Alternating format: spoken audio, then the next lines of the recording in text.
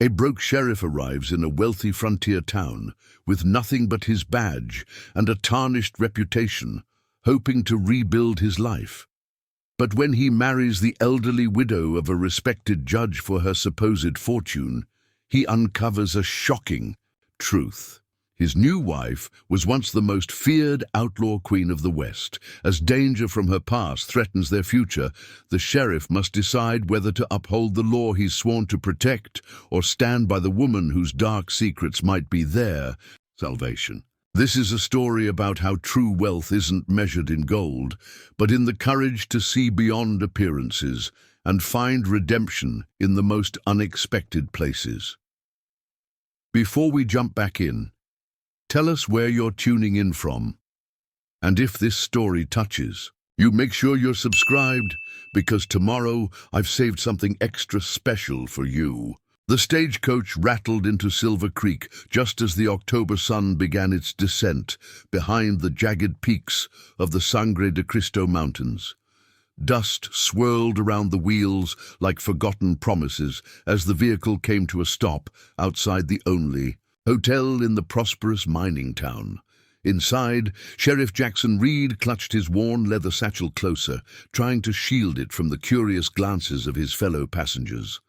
At 42, Jackson's weathered face told the story of a man who had seen too much and gained too little. His once polished badge was tucked away in his pocket, rather than displayed proudly on his chest, and his clothes, while clean, bore the unmistakable signs of frequent mending. The last $3 he possessed in the world clinked softly in his pocket as the coach lurched to a final stop. "Silver Creek, final stop!" the driver called, his voice nearly lost in the wind that had picked up strength as evening approached. Jackson adjusted his hat and stepped down onto the packed dirt of what the townsfolk grandly called Main Street. The buildings lining both sides spoke of prosperity, unknown in the struggling settlements he'd left behind. A proper hotel with glass windows, a bank built of brick rather than wood, shops with painted signs, and at the far end, a courthouse, whose white columns seemed to mock his current predicament. "Need a hand with your trunk, mister?" the driver asked, eyeing Jackson's solitary satchel with something between curiosity and pity. "No trunk, just this," Jackson replied, his voice carrying the slight rasp that had become more pronounced since the shooting in Cottonwood Springs. That had cost him his position, his savings, and very nearly his life. The driver nodded without comment. He'd seen men arrive with less and leave with nothing at all. Silver Creek had that effect. It either built fortunes or consumed the dreamers who came seeking them. Jackson had come for neither fortune nor dreams. His letter of appointment as Silver Creek's new sheriff had arrived 3 weeks ago, a reluctant response to his desperate applications to every growing town in 3 territories. The salary was modest but secure, the housing provided, and most importantly, it offered distance from the whispers that had followed him since the bank robbery. Gone wrong.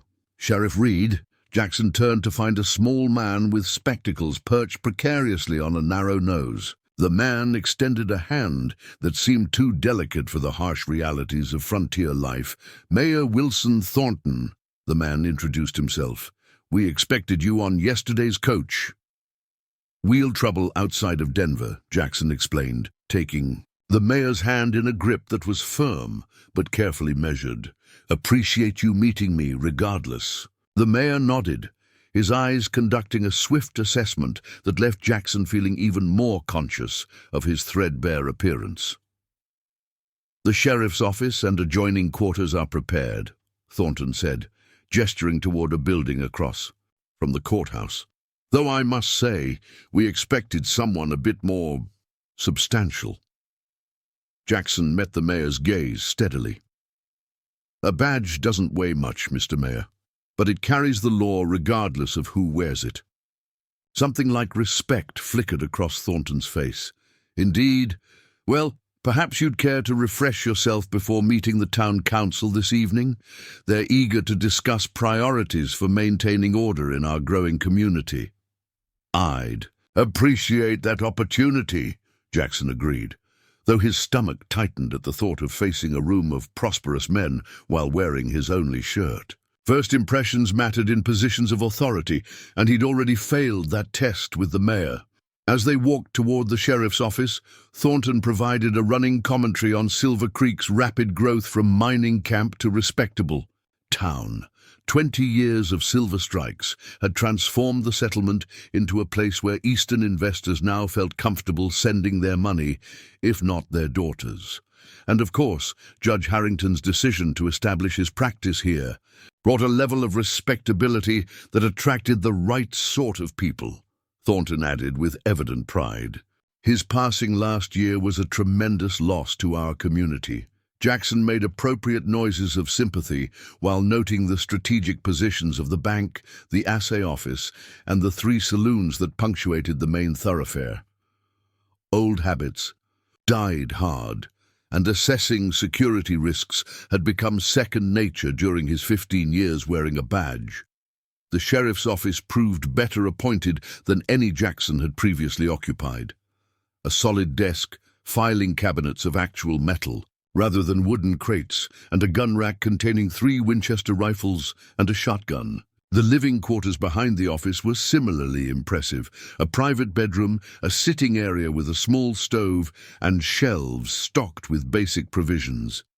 Judge Harrington insisted on proper accommodations for law enforcement, Thornton explained.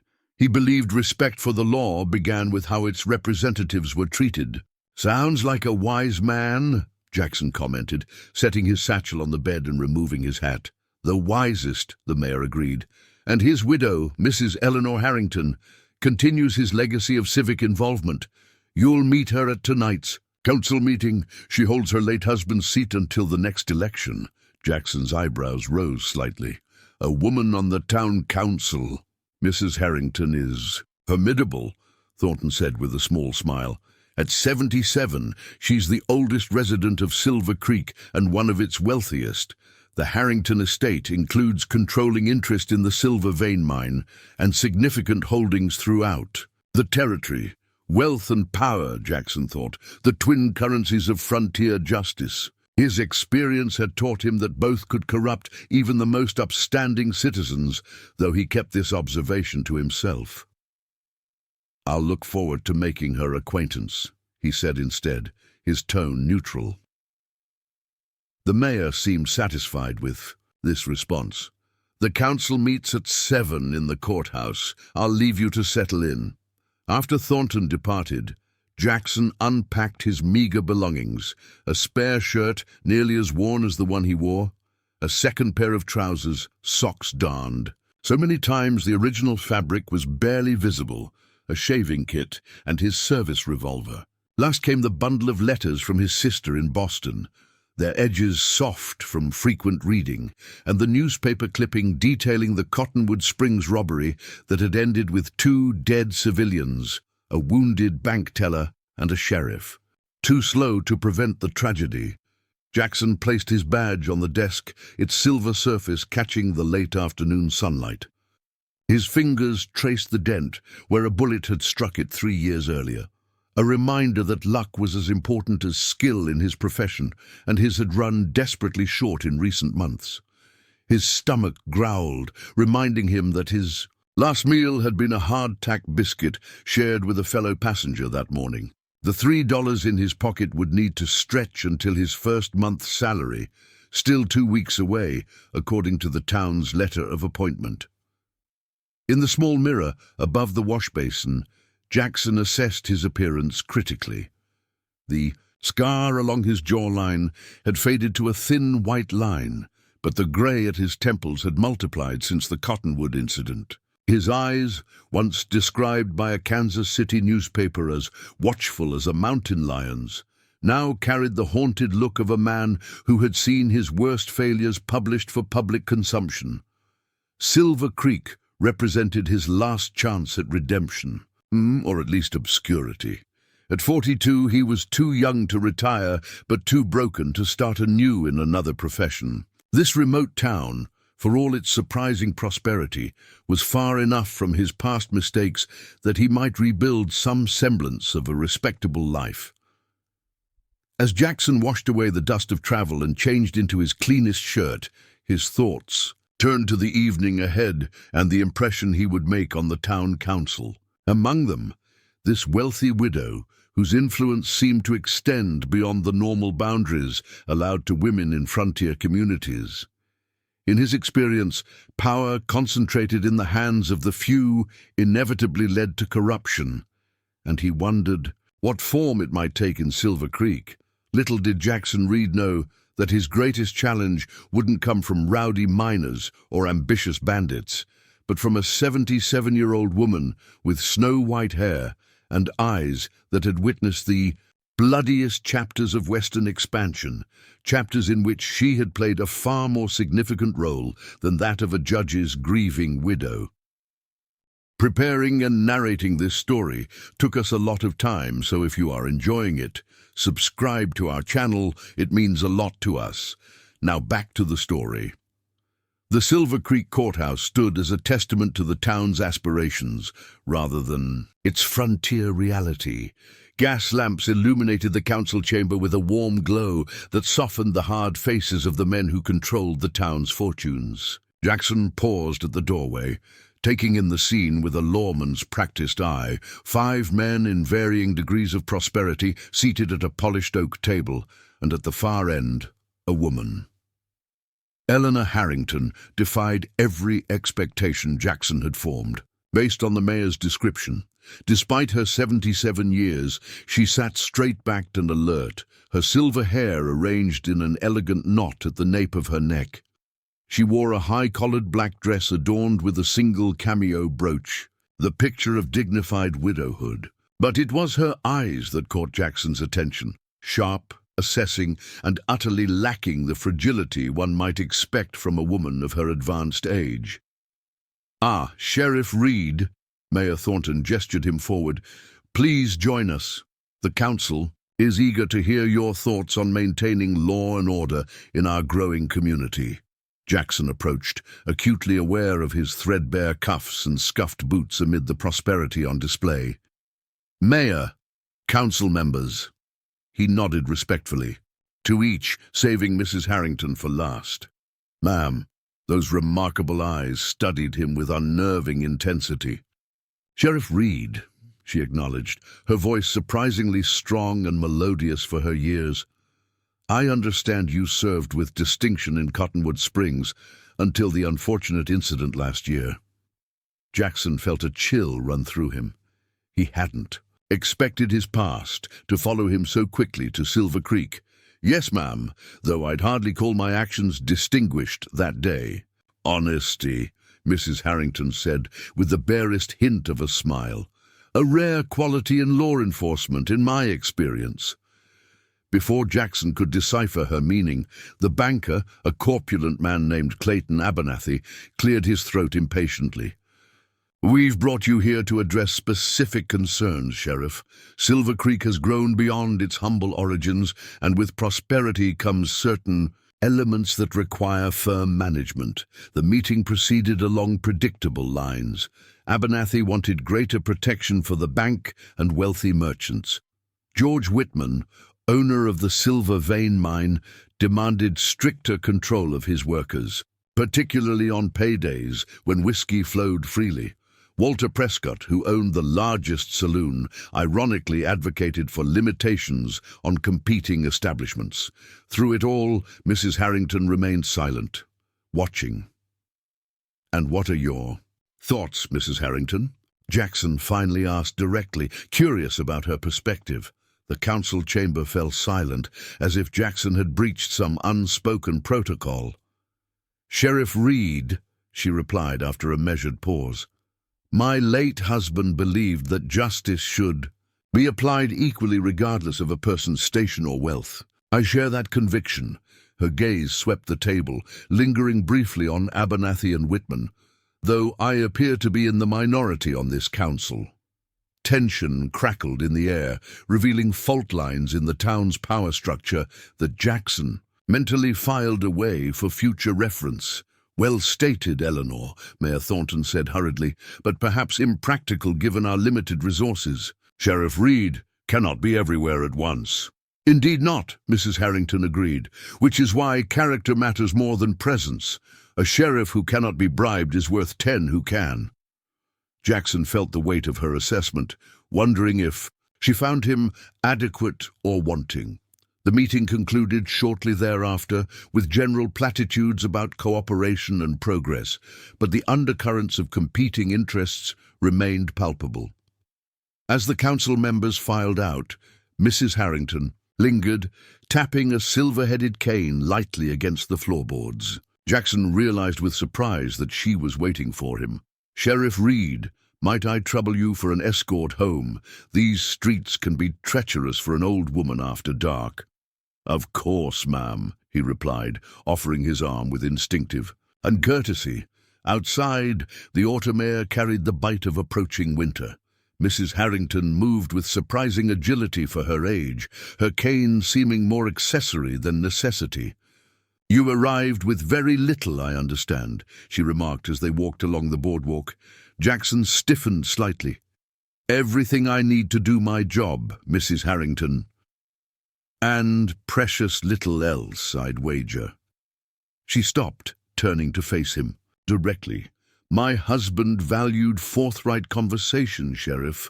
Allow me the same courtesy. You came to Silver Creek with empty pockets and a tarnished reputation, hoping for a fresh start." The directness of her assessment left Jackson momentarily speechless. "That's not criticism," she continued. "It's simply recognition of our similar circumstances. With respect, ma'am, your circumstances seem considerably more comfortable than mine." A sound escaped her that might have been a laugh. "Material comfort masks many hardships, Sheriff. I was not born to wealth, far from it." They resumed walking, turning onto a side street, where the houses grew larger and more ornate. Mrs. Harrington's residence stood at the end, a 2-story Victorian with a wraparound porch and gabled windows that glowed with welcoming light. "My late husband's pride and joy," she said, following Jackson's gaze. "Rather ostentatious for my tastes. But Edgar believed a judge's home should inspire confidence in the rule of law." At the foot of the porch steps, she paused again. "Would you care to join me for tea, Sheriff? My housekeeper makes an excellent apple bread, and I suspect you haven't eaten properly since your arrival." Jackson hesitated, torn between hunger and professional distance. "I wouldn't want to impose, ma'am." "Nonsense. Consider it a welcome to Silver Creek from its oldest resident." The interior of the Harrington home reflected its owner's complex character, formal parlors designed to impress, but also comfortable spaces clearly meant for living rather than show.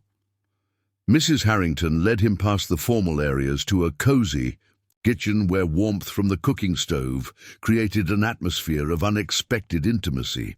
A grey-haired woman looked up from kneading dough, her weathered face creasing with surprise at the sight of Jackson. "Martha, this is Sheriff Reed," Mrs. Harrington announced. "He'll be joining me for tea and some of your apple bread, if you please." "Of course, Mrs. Harrington," Martha replied, though her questioning glance suggested that male visitors were unusual, particularly in the kitchen rather than the formal parlor. "Please sit." Mrs. Harrington gestured to a well-worn chair at the kitchen table. "I prefer honest surroundings for honest conversations." As Martha prepared a tray, Jackson noted the comfortable familiarity between the two women, more like old friends than mistress and servant. It spoke well of Mrs. Harrington's character in his estimation. "You're wondering about me," Mrs. Harrington stated, rather than asked, settling into a chair across from him. "About why a woman my age holds a position on the town council and why men like Abernathy and Whitman tolerate it when they clearly find it galling." Jackson allowed a small smile. "The thought had crossed my mind, ma'am.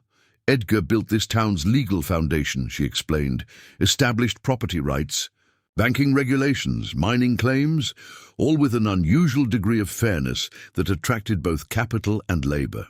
His reputation brought legitimacy to what might otherwise have remained just another lawless mining camp."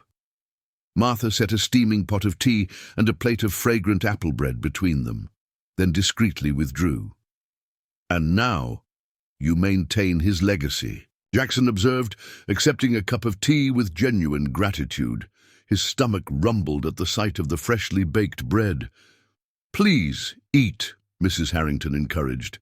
"And yes, I maintain certain aspects of Edgar's work. Others—" She paused, something unreadable flickering across her features. "Others required adjustment after his passing." Jackson took a bite of apple bread, nearly groaning at the simple pleasure of fresh food after days of travel rations. "Adjustment? Edgar believed in the absolute rule of law," she said carefully. "I take a more pragmatic view.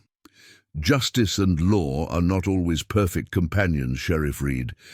I suspect you've discovered this yourself." The conversation had taken an unexpected turn, and Jackson found himself studying the elderly woman with renewed interest. That's a nuanced perspective for a judge's widow. "I lived a full life before meeting Edgar," she replied, a hint of amusement in her voice. He knew only portions of it. Before Jackson could probe further, Martha returned with a worried expression. "Mr. Whitman is at the front door, ma'am. Says it's urgent council business." Mrs. Harrington's face hardened momentarily before resuming its composed expression. "Very well. Sheriff Reed and I were just concluding our discussion." She rose with remarkable grace for her age. "Martha will show you out through the kitchen. Garden, Sheriff. It provides a more direct route back to your office." Jackson stood, recognizing a dismissal when he heard one. "Thank you for your hospitality, Mrs. Harrington." "One more thing, Sheriff," she said, her voice lowered. "Silver Creek presents a respectable face, but currents run beneath it that aren't immediately visible. Proceed with caution as you settle in." "Is that a warning, ma'am?" Jackson asked quietly. "Consider it friendly advice from someone who values your particular combination of honesty and discretion." She offered her hand, which he took gently. "We'll speak again soon." Martha led Jackson through a door at the rear of the kitchen into a well-tended garden, now dormant with approaching winter. At the garden gate, she pressed a cloth-wrapped bundle into his hands. "The remainder of the apple bread," she explained gruffly. "Mrs. Harrington suggested you might appreciate it." "Thank you," Jackson said, genuinely touched by the gesture. "Mrs. Harrington is a remarkable woman." Martha's expression softened slightly. "You don't know the half of it, Sheriff." With that cryptic comment, she closed the gate behind him. As Jackson made his way back to his quarters, he pondered the encounter. Eleanor Harrington was unlike any widow or any woman he had met in his travels. Behind her proper exterior lay a shrewd intelligence and hints of a past more complex than her current status suggested. Most puzzling was her apparent knowledge of his circumstances. Few outside Cottonwood Springs knew the full details of his financial ruin following the robbery, yet she had referenced his empty pockets with unsettling accuracy. In his sparsely furnished quarters, Jackson unwrapped the apple bread and cut a slice, his mind still on the enigmatic widow. His instincts, honed through years of separating truth from falsehood, suggested Eleanor Harrington was hiding something significant behind her respectable facade. The question was whether that secret posed a threat to Silver Creek, or perhaps to Jackson himself. What he couldn't possibly know was how quickly their paths would converge, or that within a month financial desperation would lead him to a decision that would alter both their lives irrevocably. November descended on Silver Creek with bitter winds and the first dusting of snow. Jackson Reed had spent 4 weeks learning the rhythms of his new posting, the miners' paydays that filled the saloons and occasionally the jail cells, the stagecoach arrivals that brought mail and occasionally trouble, and the undercurrents of power that flowed through the town's seemingly respectable facade. His office had become a reflection of his methodical nature, neat files documenting each arrest, maps marking trouble spots, and notes on the key figures whose influence shaped Silver Creek's daily life. What hadn't changed was the desperate state of his personal finances. Jackson stared at the letter in his hands. The Boston postmark, a painful reminder of family obligations he struggled to fulfill. His sister's handwriting, usually so precise, showed signs of distress in its hurried slant. "Dear Jackson," I write with increasing desperation. "The doctor insists Timothy must go to the sanitarium in Vermont for his consumption, but the cost is beyond what Thomas's teaching salary can support. Your last draft was most appreciated, but I fear it barely covered Timothy's medicine, let alone the specialized care he now requires. I would not ask if there were any alternative, dear brother. Timothy asks for his uncle daily, his fever bright, eyes full of the stories you shared of Western adventures during your last visit. The doctor gives him 6 months without the sanitarium's treatment. With it, he might see adulthood. Your loving sister, Catherine Jackson, set the letter down, guilt washing over him in familiar waves. Timothy, just 12 years old, had been a bright, active boy during Jackson's last visit to Boston 3 years ago. The consumption had come suddenly last winter, transforming his nephew into a thin shadow, according to Catherine's increasingly desperate letters. The monthly salary from his sheriff's position was adequate for a single man with modest needs. But after sending half to Catherine, it left Jackson perpetually on the edge of subsistence. The last of his savings had gone to Timothy's initial treatments, and his sister didn't know there would be no more drafts coming from her brother's non-existent reserves. A knock at the office door interrupted his brooding. Deputy Levi Parker entered, a lanky young man whose enthusiasm for law enforcement often outpaced his judgment. "Sheriff, 3 miners causing trouble at Prescott's saloon. Nothing serious yet, but Walter's concerned it might escalate." Jackson reached for his hat. "Anyone armed?" "Just the usual knives, far as I could tell. They're Whitman's men, fresh off shift and full of whiskey. Let's go settle them down before someone gets hurt." The situation at Prescott's proved straightforward. 3 exhausted miners blowing off steam after a week underground, their tempers fueled by cheap whiskey and grievances about working conditions. Jackson's measured authority, combined with an unexpected touch of empathy for their complaints, diffused the situation without arrests. "Appreciate your handling of that," Walter Prescott said afterward, passing Jackson a cup of coffee. "Most lawmen would have just clubbed them senseless and dragged them to jail. Violence typically creates more problems than it solves," Jackson replied, accepting the coffee gratefully. The warmth of the saloon was a welcome respite from the November chill, and his worn coat provided less protection than he cared to admit. "True enough," Prescott agreed, studying Jackson thoughtfully. "You're not what I expected when the council hired you. Word was they wanted someone, how shall I put it, more amenable to direction." Jackson sipped his coffee, neither confirming nor denying the observation. His first month had indeed involved numerous attempts by council members to influence his enforcement priorities, most transparently from Whitman, who wanted stricter control of labor organizers among his miners. "Man in my position can't afford to play favorites," Jackson said simply. Prescott nodded, then leaned closer. "Speaking of affording things, forgive my bluntness, Sheriff, but your circumstances seem somewhat strained. If you're in need of additional income, there are opportunities in Silver Creek for a man with your discretion." The offer, though vague, carried clear implications. Jackson had encountered similar propositions throughout his career. Opportunities to supplement a lawman's modest salary by looking the other way on certain matters.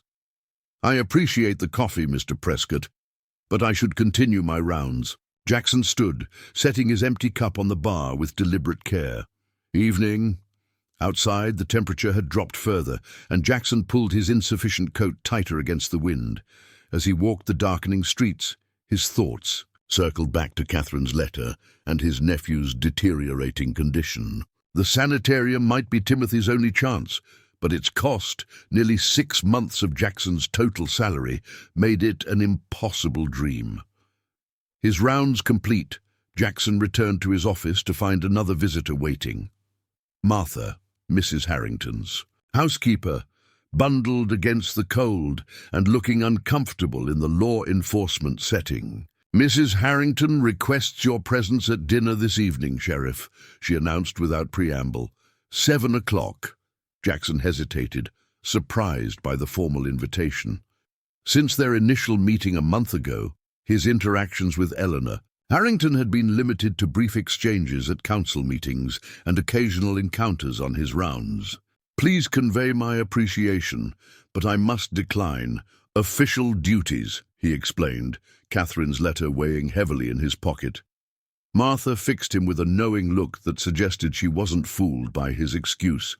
"Mrs. Harrington, specifically, mentioned that she wishes to discuss a matter that might benefit your situation regarding your family in Boston." Jackson felt a cold that had nothing to do with the November air.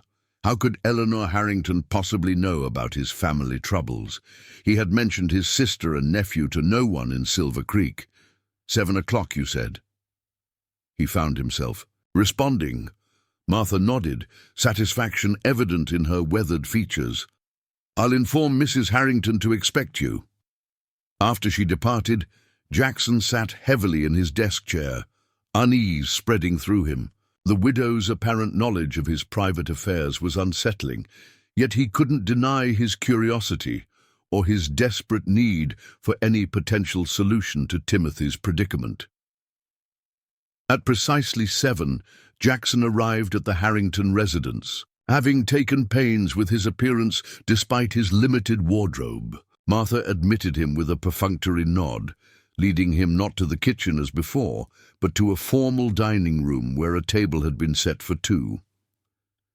Eleanor Harrington entered moments later, her silver hair elegantly arranged and her black dress adorned with a simple strand of pearls. Despite her age, she moved with a grace that suggested a woman accustomed to commanding attention.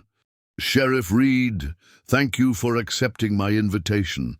She gestured to the chair at her right. "Please be seated." The dinner that followed was surprisingly pleasant. A hearty beef stew with fresh bread, followed by apple pie still warm from the oven. Throughout the meal, Mrs. Harrington kept the conversation light, discussing town affairs and occasional reminiscences of Silver Creek's earlier, rougher days. Her knowledge of frontier history was impressively detailed, particularly regarding notorious outlaw gangs that had once terrorized the territories. Only when Martha had cleared the dessert plates and served coffee did Mrs. Harrington turn to more personal matters. "I understand your nephew's condition has worsened," she said without preamble. Jackson set down his coffee cup carefully. "I wasn't aware my family's circumstances were common knowledge in Silver Creek." "They aren't," she assured him. "I make it my business to know the backgrounds of those in positions of influence. Your sister's letters arrive regularly, often tear-stained. The observation was so accurate, it momentarily robbed Jackson of response. The image of Catherine crying over her letters before sending them struck him with painful clarity. "Why your interest in my personal affairs, Mrs. Harrington?" he finally asked. She studied him thoughtfully. "Because I believe we might be of use to each other, Sheriff Reed. I've observed you this past month. Your integrity, your competence, your financial struggles. Silver Creek needs a lawman of your caliber, yet your attention is understandably divided by concerns for your family." "I fulfill my duties regardless of personal circumstances," Jackson stated firmly. "Of course you do," she agreed readily.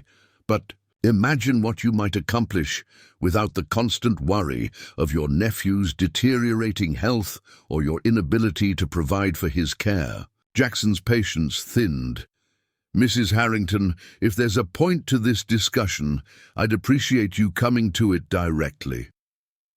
Instead of taking offense, she smiled, a genuine expression that transformed her austere features into something almost youthful. "Direct indeed. Very well, Sheriff Reed. I propose a mutually beneficial arrangement. Marriage." The word hung in the air between them, so unexpected that Jackson was certain he had misheard. "I beg your pardon? Marriage?" she repeated calmly. "A legal arrangement that would solve certain problems for us both. For you, financial security sufficient to provide for your nephew's care and your sister's peace of mind. For me, the protection and public standing that comes with having a husband of reputable character." Jackson stared at her, struggling to comprehend the proposal. "Mrs. Harrington, you're a woman of considerable means and standing. I'm a nearly destitute lawman with a tarnished reputation. What possible advantage could such an arrangement offer you?" Her expression remained composed, but something flickered in her eyes. A calculation, perhaps, or a carefully guarded secret. "At 77, Sheriff Reed, I find myself increasingly concerned with my legacy and the security of my later years. The men of this town circle like vultures, waiting for any sign of weakness or declining faculties to challenge my position." She leaned forward slightly. "A husband with both moral authority and physical capability provides a deterrent to such machinations. In return, my resources would ensure your nephew receives the finest treatment available, and your sister need never worry about financial hardship again." Jackson's mind raced.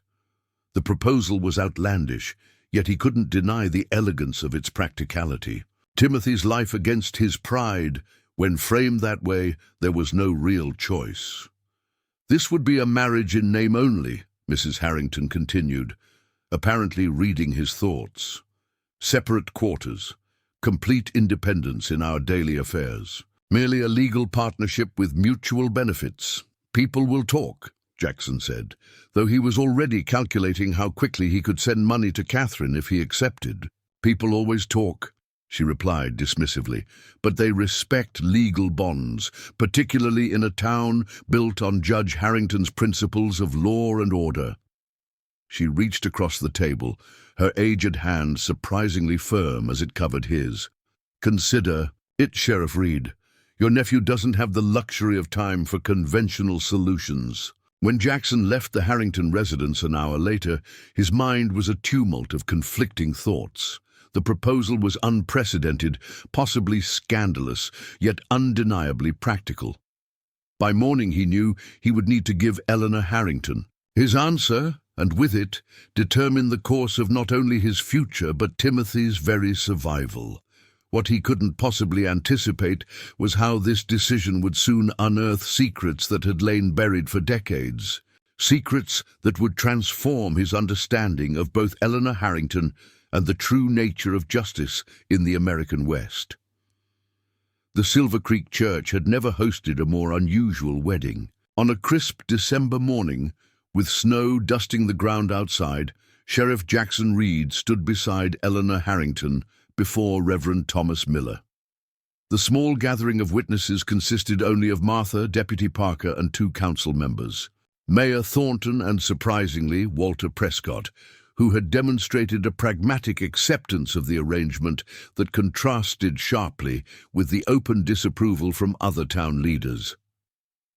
Jackson wore his sole good shirt and a hastily purchased black tie.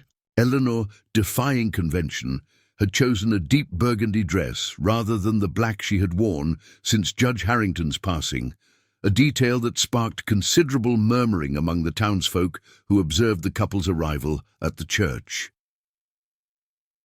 "Marriage is not to be entered into lightly," Reverend Miller intoned, his expression betraying his bewilderment at uniting a 42-year-old sheriff with a woman 35 years his senior. "But as a sacred covenant before God." Jackson barely registered the familiar words. His thoughts were on the telegram he had sent Catherine immediately after accepting Eleanor's proposal. Funds for Timothy's treatment secured. Details to follow. Have hope. The relief in her response had confirmed he was making the right decision, regardless of personal discomfort or public opinion. "I now pronounce you husband and wife," the Reverend concluded with noticeable hesitation.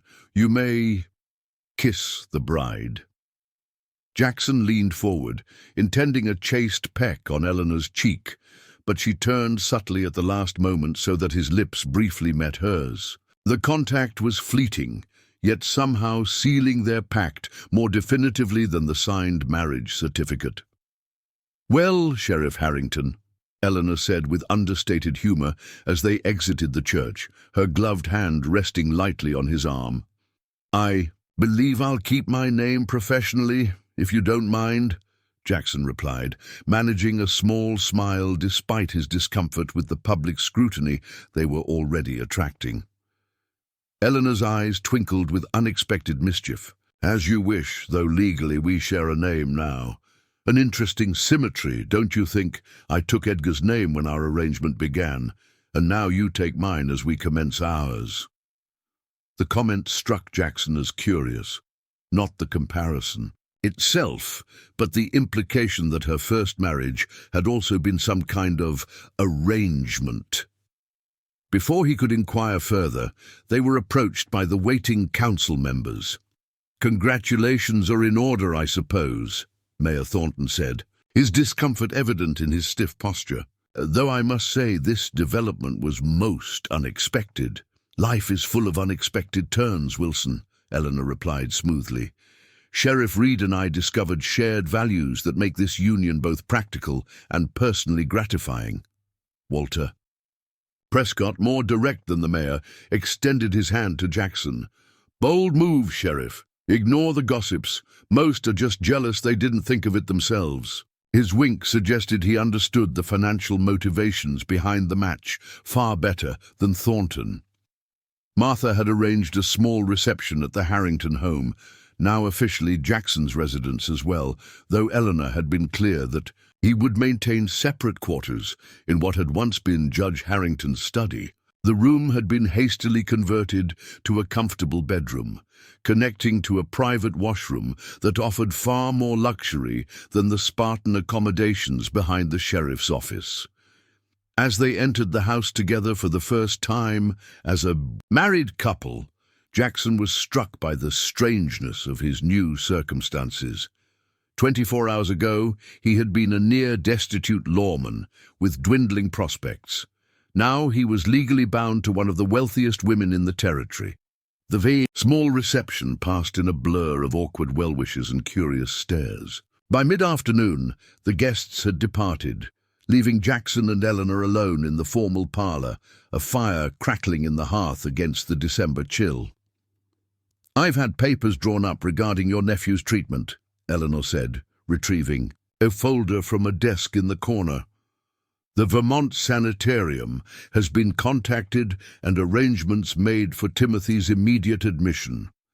This draft will cover the first 6 months of care, with provisions for extension as needed." Jackson accepted the folder with hands that were not quite steady. Inside was a bank draft for an amount that exceeded his annual salary several times over, along with correspondence confirming Timothy's acceptance to what was reputedly the finest tuberculosis treatment facility in the country. "I don't know how to thank you," he said, the words inadequate to express the profound relief washing through him. "Our arrangement is thanks enough," Eleanor replied pragmatically. "Now there are practical matters we should discuss. As my husband, you have certain legal authorities regarding my estate, but I've instructed my lawyer to prepare documents, limiting those powers in ways we both should find satisfactory." "I have no interest in your wealth beyond what we've agreed for Timothy's care," Jackson assured her. "Nevertheless, legal protections serve us both." She paused, studying him with that penetrating gaze that seemed to see beneath his carefully maintained composure. "You should know that George Whitman and Clayton Abernathy will likely make overtures to you now, hoping to influence me through you." "They'll be disappointed," Jackson stated firmly. A smile touched Eleanor's lips. "I expected nothing less, but be prepared. Silver Creek's power brokers aren't accustomed to resistance." The remainder of the day established the pattern of their unusual marriage. They dined together, conversing with surprising ease about town, affairs, and Jackson's plans for improving law enforcement. Eleanor proved knowledgeable about the territorial legal system and offered perspectives on local disputes that revealed a shrewd understanding of human nature. After dinner, they retired to separate quarters as agreed. Jackson found his new room more comfortable than any accommodation he'd had since leaving his family home in Missouri 20 years earlier. Judge Harrington's extensive law library lined the walls, and a desk positioned near the window overlooked the snow-covered garden. As he prepared for bed, Jackson reflected on the whirlwind of change the day had brought. The marriage certificate on the desk bore witness to a union that defied conventional understanding, yet might save his nephew's life. For that alone, he could weather the gossip and speculation that would inevitably surround them. Sleep came more easily than expected, his conscience clear, despite the unconventional nature of his marriage. If people wished to think him a fortune hunter who had married a wealthy widow for her money, well, there was enough truth in that assessment that he could hardly object, though his motives were far more specific than mere greed. The following morning brought the first test of their new arrangement. Jackson rose early, dressed in his sheriff's uniform, and found Eleanor already at the breakfast table, reviewing correspondence with the efficiency of someone who had managed complex affairs for decades. "Good morning, husband," she greeted him, the term holding a hint of irony. "Coffee? Please." He settled across from her, accepting the cup Martha silently provided. "I'll be moving my personal effects from the sheriff's office today, if that's agreeable." "Of course. I've instructed Martha to prepare the small desk in the downstairs hall for any official papers you wish to keep here." Eleanor set aside her letters, giving him her full attention. "I should mention that I maintain certain business hours for community matters. Tuesdays and Thursdays, I meet with those seeking assistance or counsel.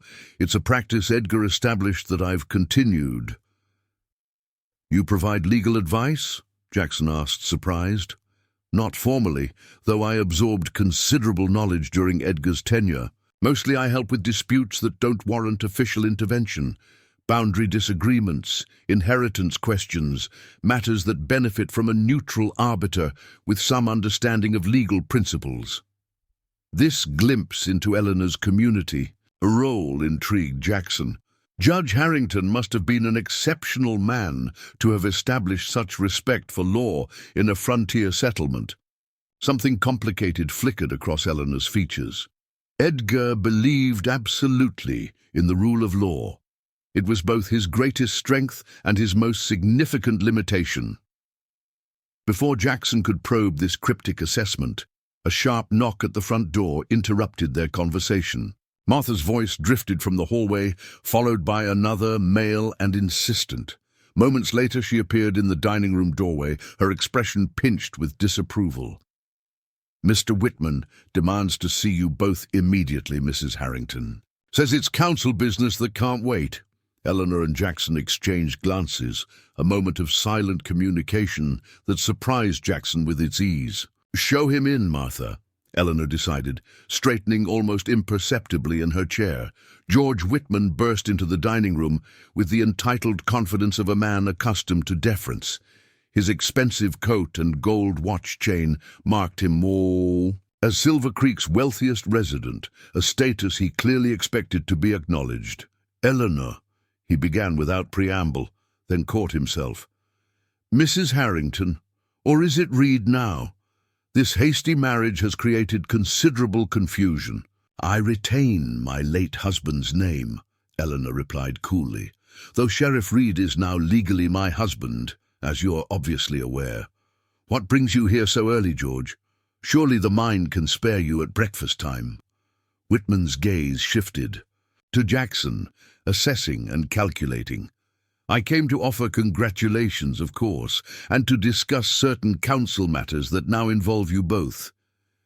"I wasn't aware the council had convened," Eleanor observed, her tone making it clear she recognized the pretense for what it was. "Informal discussions," Whitman clarified, Abernathy, Thornton and I were considering the implications of your new circumstances. As a married woman, your position on the council naturally comes into question.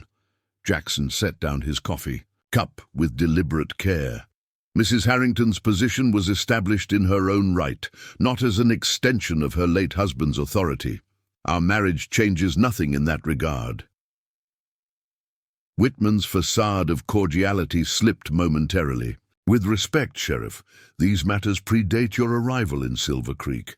Eleanor's position was always understood to be temporary, pending proper elections, which have not yet been called, Eleanor pointed out, nor has any motion been raised to vacate my seat. If you and Clayton wish to formally challenge my position, you're welcome to do so at the next council meeting. The mine owner's expression hardened. We had hoped to avoid public confrontation given your advanced years and recent marriage.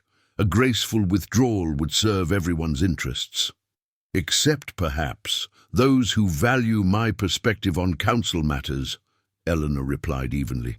Thank you for your concern, George, but I intend to fulfill my obligations to this community as I always have, through reasoned judgment, independent of personal considerations. Recognizing defeat, at least for the moment, Whitman retreated with minimal courtesy.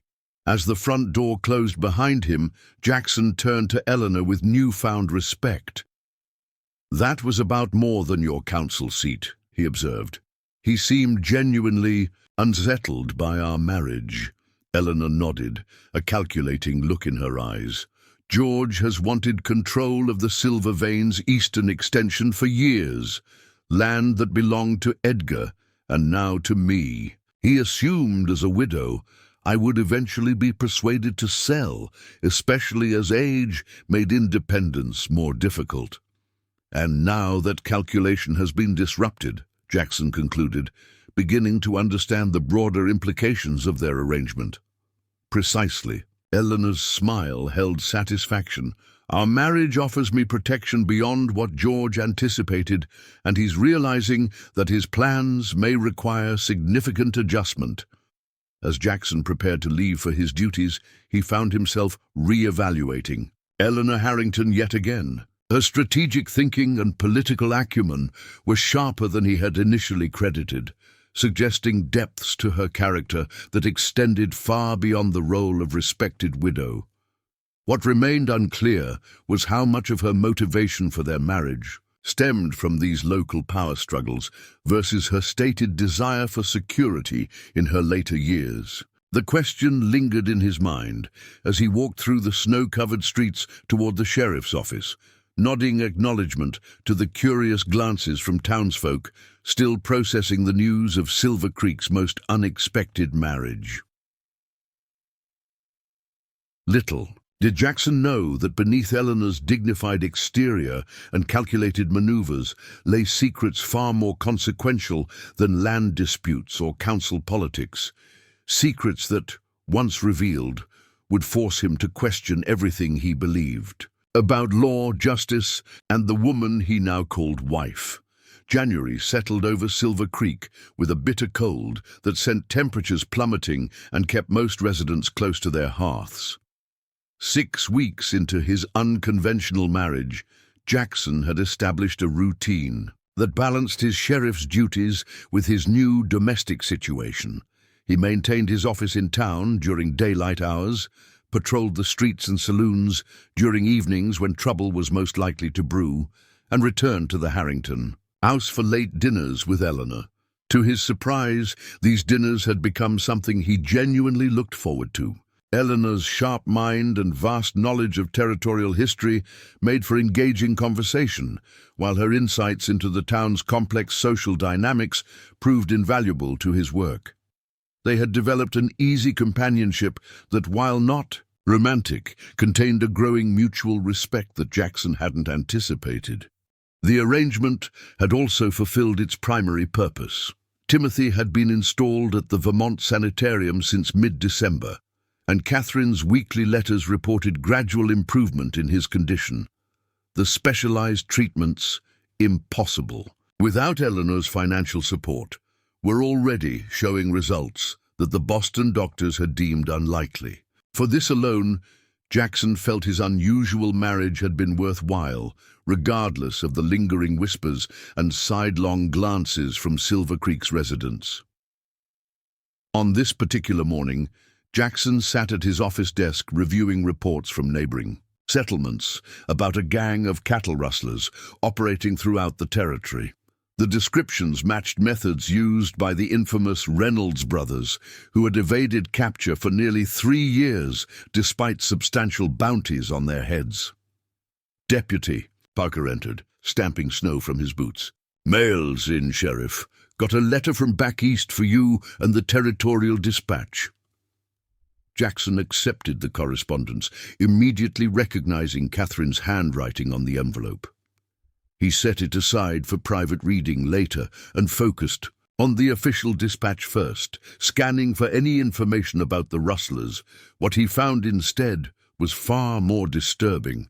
Halfway through the standard bulletins about wanted criminals and territorial regulations was a notice that sent a chill through him, unrelated to the January weather. Notice to all law enforcement officers. Be advised that convicted murderer Silver Sally Thornton, sentenced to 20 years at Colorado Territorial Prison, escaped custody during transfer on December 28th. Subject is female, approximately 75-80 years of age, white hair, blue eyes, 5'4" in height. Despite advanced age, subject is considered extremely dangerous. Thornton was the leader of the notorious Silver Raiders gang, responsible for multiple bank robberies, stagecoach heists, and at least 7 confirmed killings throughout the Western Territories in the 1840s and 1850s. Subject has not been seen since her escape. Given her age and the severe weather conditions, it is possible she did not survive.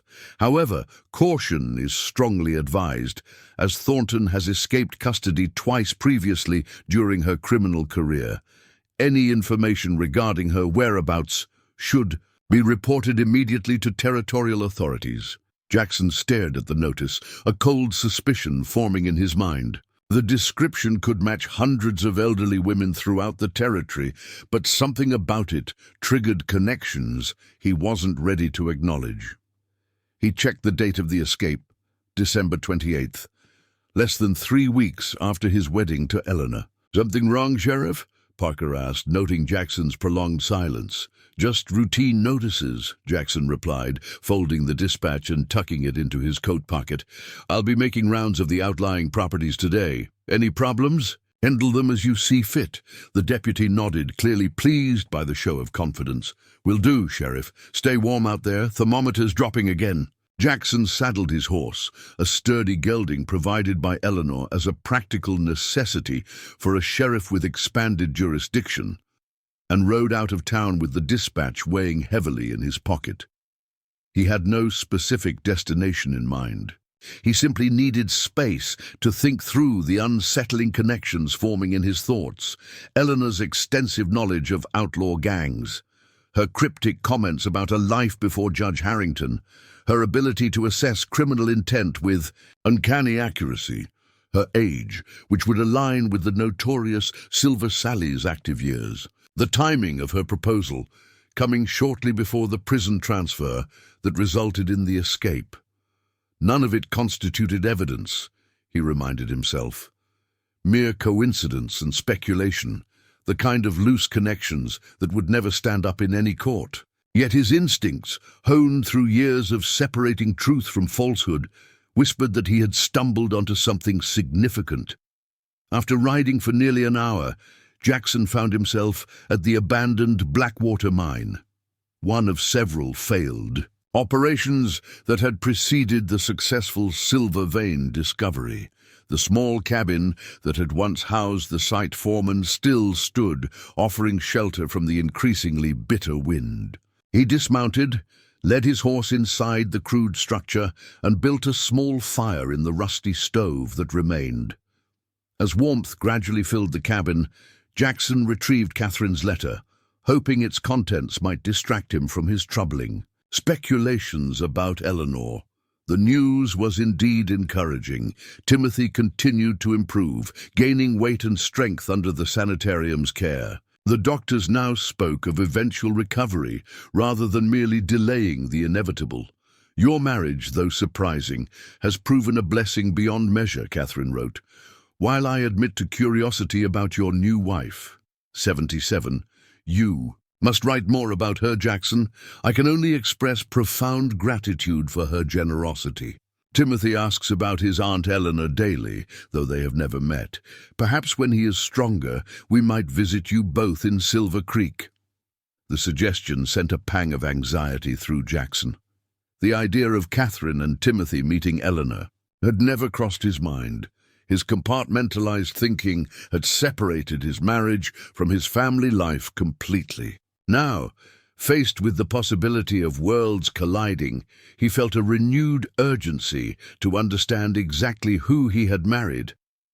Lost in troubled thoughts, Jackson almost missed the sound of approaching horses. He extinguished the lamp quickly and moved to the window, peering through a crack in the weathered boards. 3 riders approached the abandoned mine, 2 men and a woman, all bundled against the cold, their faces obscured by scarves and hats pulled low. They dismounted at the mine entrance, about 50 yards from the cabin. The woman's movements were surprisingly spry given her small stature and apparently advanced age. She gestured toward the mine shaft, and one of the men nodded, lighting a lantern before all 3 disappeared into the abandoned excavation. Jackson hesitated, torn between duty and caution. 3 strangers exploring an abandoned mine in the dead of winter constituted suspicious activity by any measure, yet confronting them alone, without knowing their intentions or abilities, would be foolhardy. After weighing his options, he decided to observe rather than intervene immediately. Moving silently, Jackson exited the cabin and approached the mine entrance, keeping to cover when possible. The shaft descended at a gentle angle for about 20 yards before opening into what had once been the main chamber. Voices echoed from within, too distant to distinguish words but clear enough to follow. Pressing himself against the rough wall, Jackson inched forward until the conversation became audible, the acoustics of the excavated chamber carrying sound effectively in the cold, still air. "Still exactly where we left it," a man's voice said, satisfaction evident in his tone.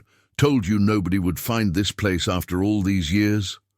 "Lucky guess," the woman replied, her voice carrying authority despite its age-roughened edges. "Mining operations changed the landscape more than I expected." "How much is still here?" asked the second man, younger sounding than the first. "Enough," the woman answered cryptically. "Take only what's in the smaller chest for now. The rest stays until we've established a secure location." There was the sound of metal scraping against stone, followed by appreciative whispers. Jackson strained to see into the chamber, but could make out only the glow of the lantern and shadowy movements. "This'll fund our new start nicely," said the older man. "But what about your husband? Won't he notice your absence?" The woman's laugh held a harshness that raised the hair on Jackson's neck. "My husband serves his purpose for now, a respectable front and legal protection I've found useful. When the time comes to disappear, he'll never even know what happened to his elderly bride." The casual dismissal struck Jackson with physical force.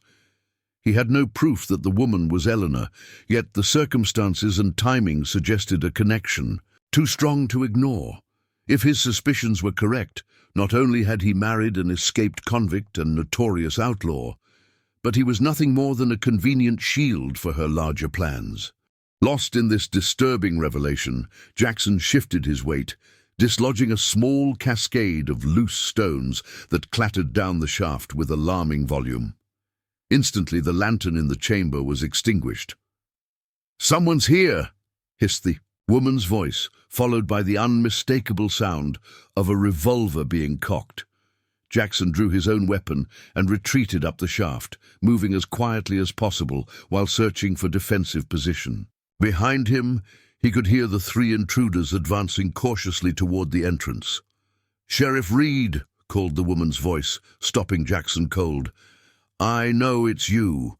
Your horse has very distinctive shoes, custom-made in Silver Creek, if I'm not mistaken." The recognition confirmed his worst fears. There was only one person in Silver Creek who would recognize his horse's distinctive shoe pattern, the same person who had arranged for the local blacksmith to reset them last month. "Show yourself," the woman continued, her voice hardening, "or my associates will start shooting in your general direction, which would be unfortunate for all concerned." Jackson weighed his options rapidly. 3 against 1 in a dark mine shaft were poor odds, even for an experienced lawman. Better to face them directly and use his authority to gain whatever advantage he could. "I'm coming out," he called, keeping his voice steady. "Keep your weapons holstered." Stepping into the shaft's entrance where the winter light identified him. Clearly, Jackson kept his revolver at his side but ready. The 3 figures remained in shadow further down the passage, but he could make out the woman's small silhouette between the 2 larger men. "Unusual place for a sheriff's patrol," the woman observed, her voice revealing nothing of her thoughts. "I could say the same about a judge's widow," Jackson replied evenly, deciding to force the issue. "Or should I say Sarah Thornton?" A tense silence followed his accusation, broken only by the distant howl of wind across the mine entrance. Then unexpectedly the woman laughed, a sound containing genuine amusement rather than the harshness he had heard earlier. "Not bad, Sheriff," she said, stepping forward into the diffuse light, though not entirely accurate either. As she unwound the scarf protecting her face, Jackson found himself looking not at Eleanor Harrington, but at a stranger with similar white hair, yet sharper features and colder eyes. The resemblance was striking enough that they could be sisters, but this was definitely not the woman he had married. "You seem disappointed," the woman observed with a calculating smile. "Were you hoping to find your bride engaged in criminal activities, Sheriff Reed?" The realization that he had been wrong, at least about Eleanor's presence here, left Jackson momentarily speechless. Before he could recover, the situation deteriorated rapidly as one of the men stepped forward, gun now clearly visible. "We should kill him, Sally," the man stated flatly. "He's heard enough to cause problems." "Sally?" Jackson repeated, his original suspicion flaring anew, despite the woman not being Eleanor. "Silver Sally Thornton? My reputation precedes me." The woman acknowledged with a slight bow that held mocking deference. "Though I prefer Sarah these days. Titles are for the young and flashy." Jackson's mind raced. If this was indeed the escaped convict from the Territorial Dispatch, he was facing one of the most notorious outlaws in Western history, a woman responsible for multiple murders and robberies across 3 decades of criminal activity. "You're under arrest, Mrs. Thornton," he stated, raising his revolver despite the overwhelming odds against him. "You and your companions." All 3 laughed at this, the sound echoing ominously in the confined space of the mine shaft. "Your dedication to duty is commendable, Sheriff," Sarah said, "but rather impractical under the circumstances." The standoff stretched between them, thick with tension and the unspoken probability of violence. Jackson knew his position was untenable, yet surrender to known killers offered little hope of survival either. It was the older man who broke the impasse, stepping forward with a peculiar expression. "Wait a minute. You said Reed? Jackson Reed?" Jackson nodded curtly, not lowering his weapon. "Sheriff Jackson Reed." The man turned to Sarah with unexpected urgency. "We can't kill him, Sally. He's Eleanor's husband, the one she wrote about." The revelation stunned Jackson as much as it seemed to impact Sarah Thornton, whose hard expression suddenly shifted to one of calculation and reluctant reassessment. "Eleanor's. Sheriff Reed," she murmured, studying him with new intensity. "Well, this complicates matters considerably. The standoff in the abandoned mine shaft had shifted from imminent violence to uneasy negotiation. Jackson kept his revolver steady, despite the odds against him, while Sarah Thornton, the notorious Silver Sally herself, regarded him with calculated reassessment. "Eleanor's husband," she repeated, as if testing the concept. "How unexpected." "You know my wife," Jackson stated rather than asked, pieces falling into place with disturbing implications. Sarah's weathered face creased with something between amusement and caution. "We have history, yes, which puts us all in a rather delicate position." She gestured to her companions. "Lower your weapons, boys. I need to think." The men complied reluctantly, though they remained poised for action. The older one, grey-haired and lean, with the hardened look of a lifetime outlaw, kept his eyes fixed on Jackson with open hostility. "He's law, Sally," the man growled. "Doesn't matter who he married." "It matters more than you know, Frank," Sarah countered. She studied Jackson with narrowed eyes. "Tell me, Sheriff Reed, does Eleanor know you're out here today? Did she send you to find us?" "My wife has no knowledge of my whereabouts," Jackson replied carefully. "I was checking abandoned properties as part of routine patrol." A lie by omission, but necessary given his vulnerable position. His actual purpose, seeking solitude to contemplate the disturbing coincidences linking Eleanor to Silver Sally, now seemed almost prophetic. Sarah seemed to weigh his words, then made a decision. "Frank, Tom, take the sheriff's gun and secure his hands. We need to have a private conversation without the distraction of potential gunplay." Jackson tensed as the men approached. "I'm still a law officer. This is assaulting an officer of the law, another charge to add to your escapee status." Sarah's laugh held genuine mirth. "Sheriff, I have 7 murder convictions and 23 armed robberies on my record. One more charge hardly concerns me." Seeing no viable alternative, Jackson surrendered his weapon. Frank bound his hands with practiced efficiency while the younger man, Tom, kept him covered. "The cabin," Sarah directed, "more comfortable for a lengthy discussion." They led Jackson back to the abandoned foreman's cabin, where he had taken shelter earlier.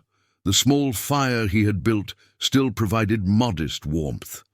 Sarah settled herself on a battered chair, while her companions positioned Jackson on an overturned crate, keeping their weapons ready, but no longer aimed directly at him.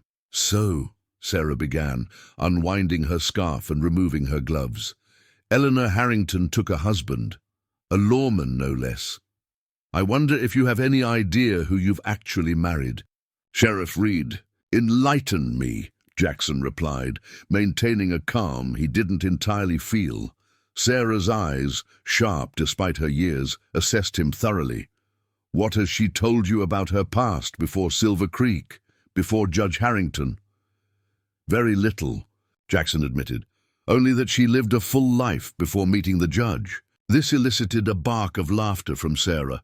"A diplomatic way of putting it," she leaned forward, her voice dropping conspiratorially.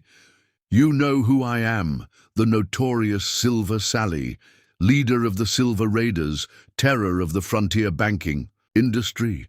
But do you know how I earned that name?" Jackson remained silent, sensing the revelation to come would change everything.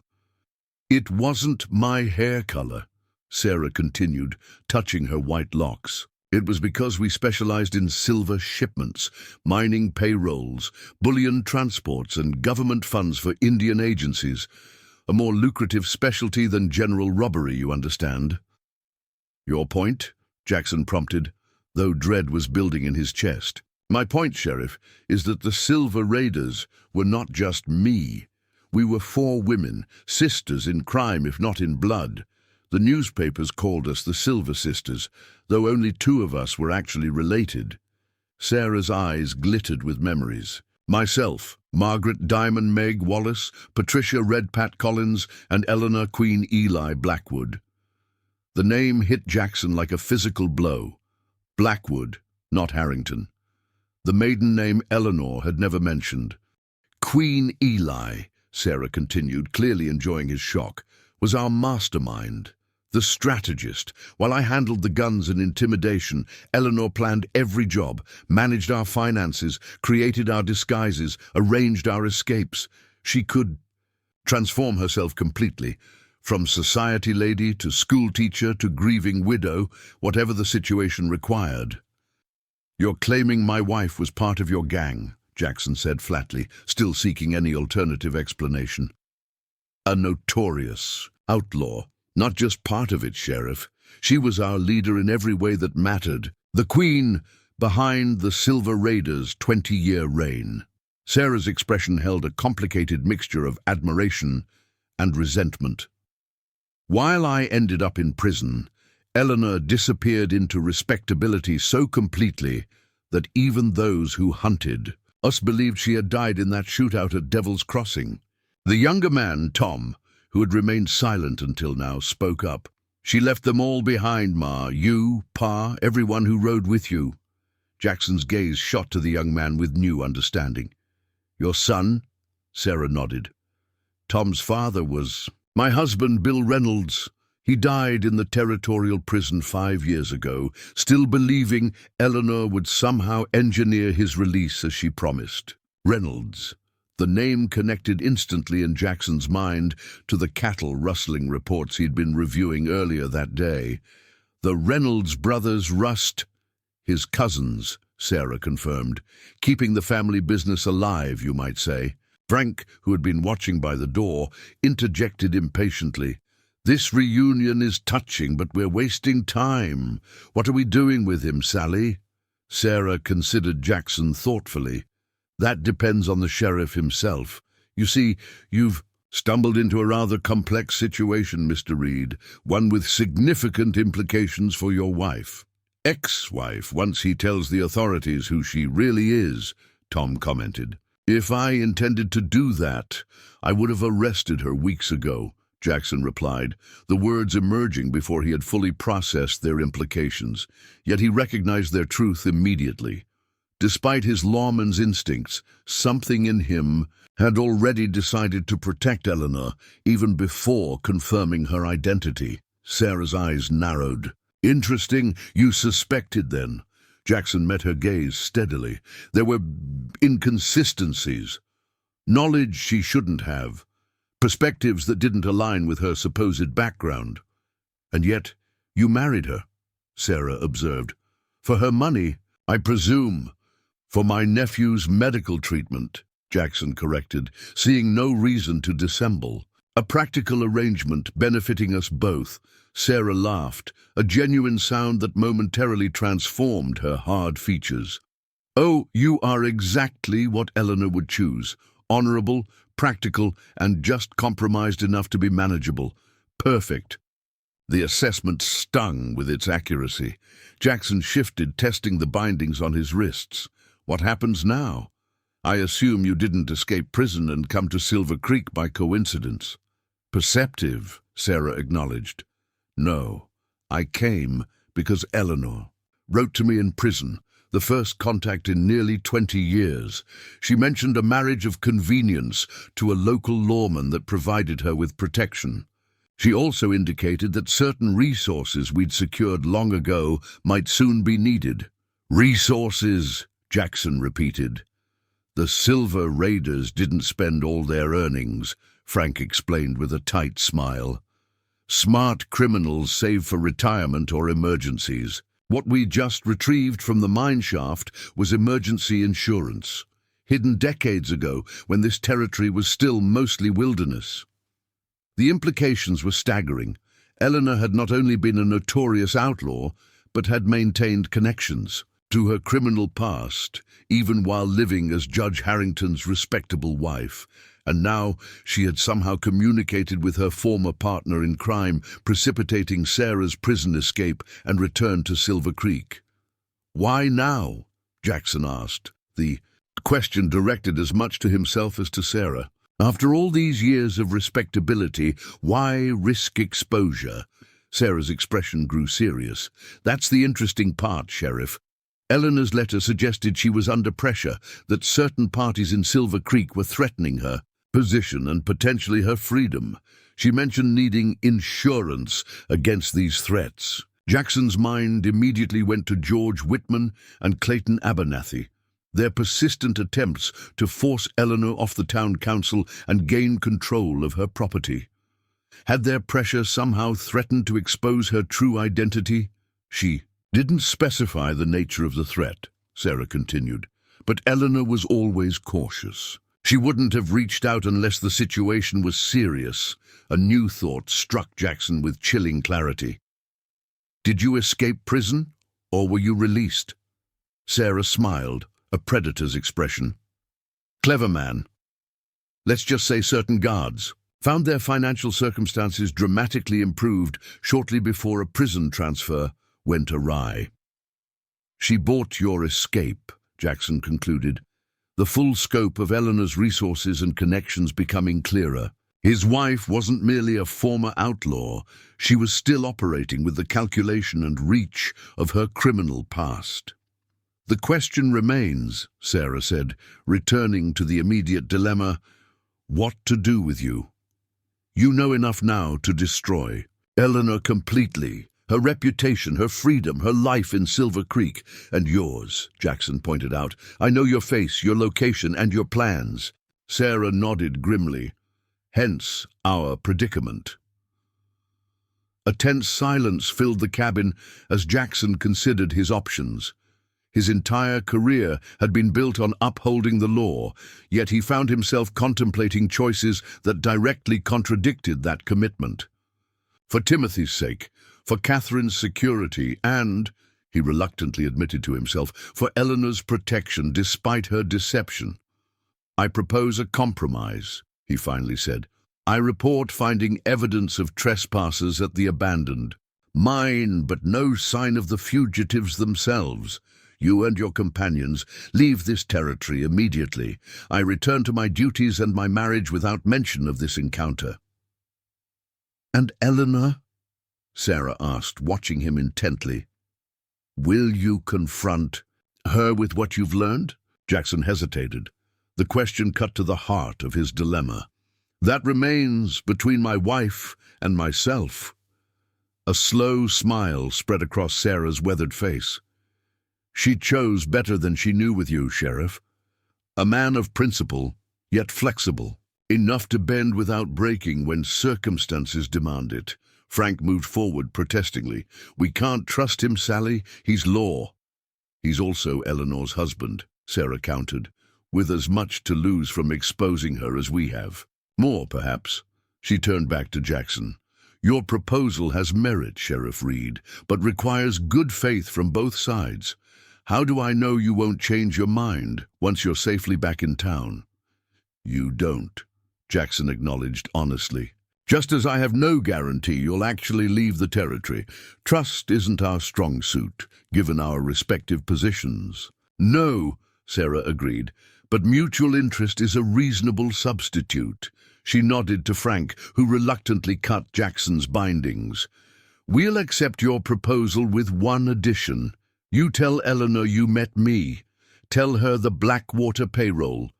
Cash has been recovered, and that old debts remain unsettled. What does that mean? Jackson asked, rubbing his wrists where the ropes had chafed. She'll understand, Sarah said cryptically. Now, I believe it's time for us all to leave this miserable excuse for shelter and go our separate ways. Your gun will be returned once we've mounted up.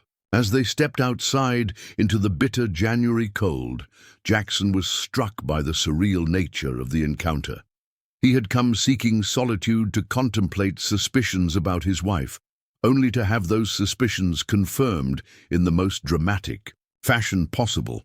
Now he faced returning to Eleanor with knowledge that would forever alter their relationship, yet uncertain how or whether to confront her with the truth. True to her word, Sarah instructed Tom to return Jackson's revolver.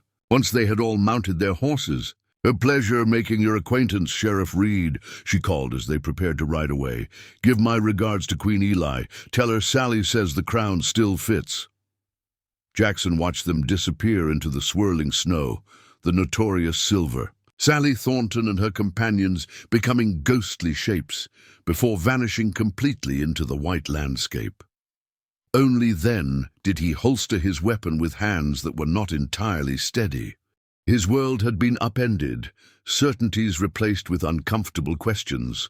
The woman he had married for practical reasons, the respected widow whose financial support was saving his nephew's life, was actually one of the most successful outlaws in Western history, a criminal mastermind who had evaded justice for decades while orchestrating the escape of her former partner. As Jackson mounted his own horse and turned toward Silver Creek, one question dominated his thoughts. How would he face Eleanor tonight? Knowing what he now knew, and more troubling still, what would he do with this dangerous knowledge? Jackson arrived back in Silver Creek as dusk was settling over the town. Lights glowed warmly from shop windows and saloons, creating an illusion of peace that contrasted sharply with his inner turmoil. He returned his horse to the livery stable, nodding mechanically to the stable hand's greeting, while his mind raced with possible approaches to the coming confrontation with Eleanor. Should he reveal his knowledge immediately? Observe her for signs of ongoing criminal activity? Pretend ignorance while seeking independent verification of Sarah Thornton's claims? Each option carried significant risks, both professionally and personally. "Sheriff?" Deputy Parker approached, concern evident in his young face. "You all right? You look like you've seen a ghost." The description felt uncomfortably accurate. Jackson had indeed encountered specters from the past, not just Sarah Thornton, but the shadows of Eleanor's hidden history as well. "Just tired, Levi," he managed. "Any trouble while I was out?" "Nothing serious. Whitman's foreman came by asking if you'd approved additional deputies for mine security. Told him you hadn't mentioned it to me." Jackson frowned. "I haven't received any official request for additional security." "That's what I figured," Parker replied. "Oh, and Mrs. Mrs. Reed, sent word she's hosting the Ladies' Benevolent Society tonight. Asked if you'd be dining at the office instead." The information provided unexpected relief. A house full of Silver Creek's most respectable women would postpone any confrontation until morning, giving Jackson time to compose his thoughts and determine his approach. "Thanks, Levi. I'll get something at the hotel dining room. You've earned an early night. Go on home." After a simple meal that he barely tasted, Jackson returned to the sheriff's office.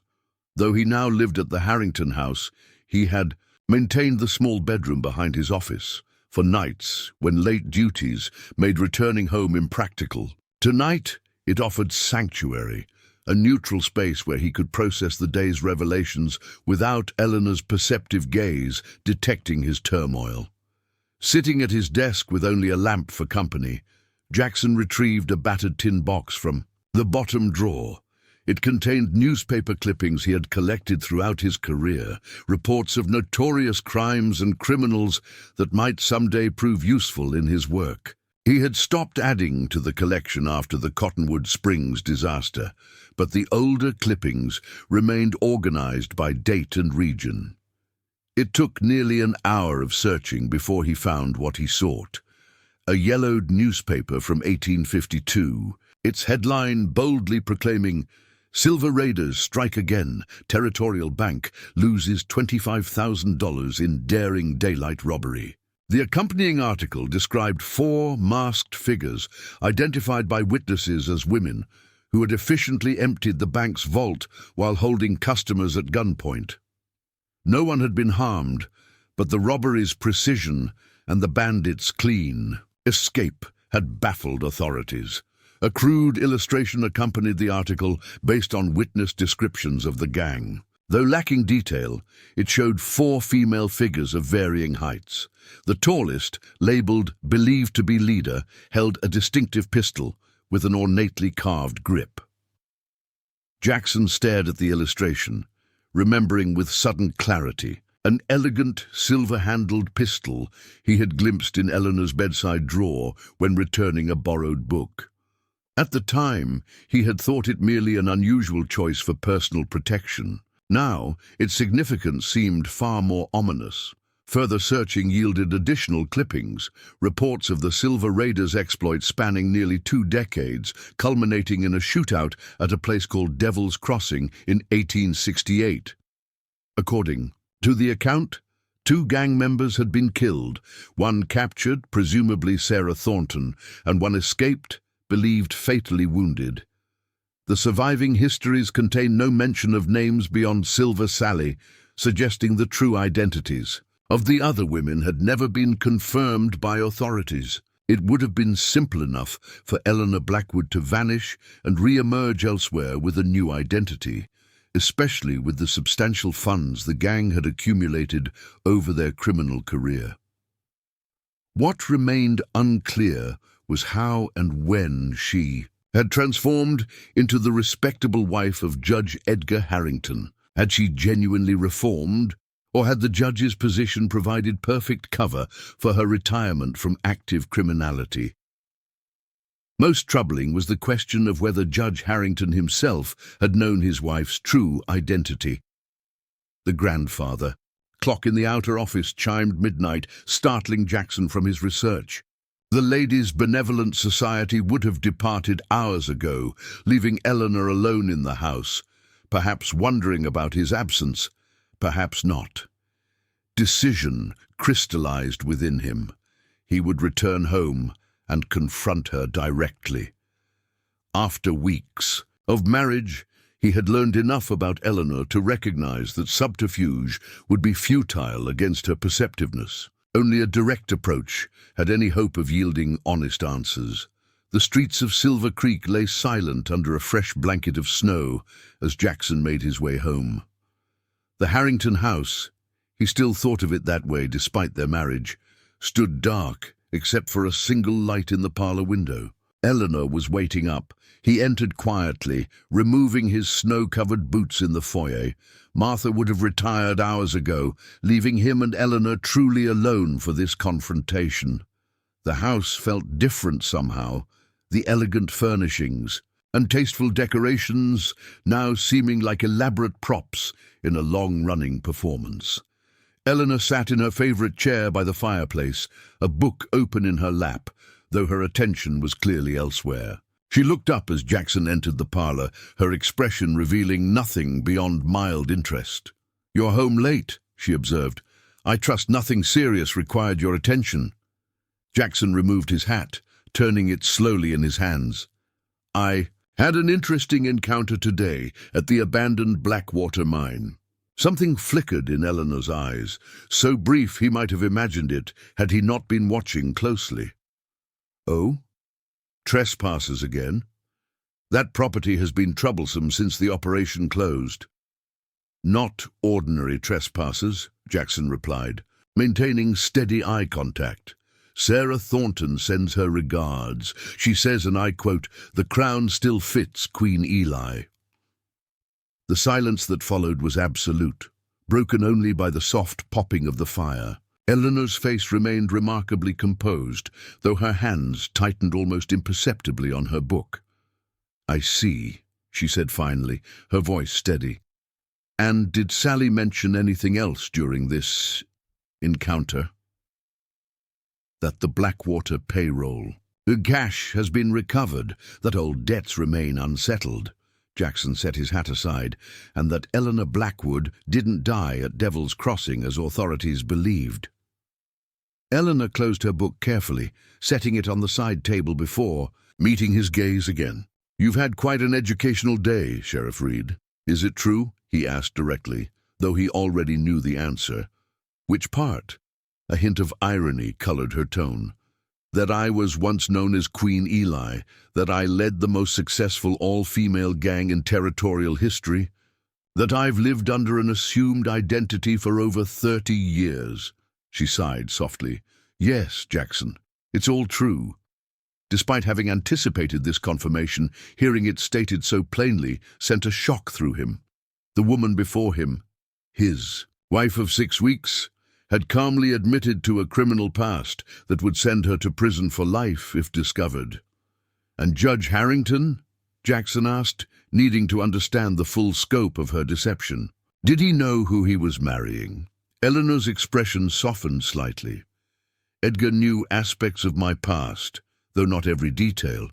He believed I had been involved with unsavory elements in my youth, but had reformed.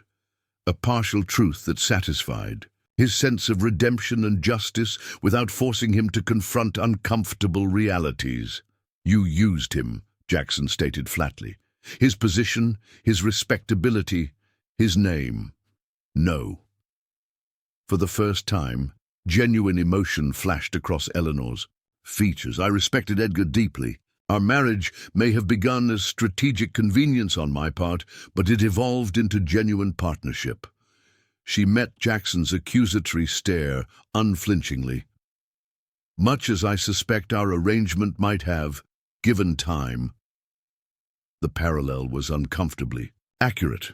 Jackson pushed it aside, focusing on more immediate concerns. Sarah Thornton escaped prison less than a month after our wedding. A coincidence? Hardly, Eleanor acknowledged. I arranged her release when it became clear I would need allies against certain threats developing in Silver Creek. Whitman and Abernathy, Jackson concluded, pieces falling into place.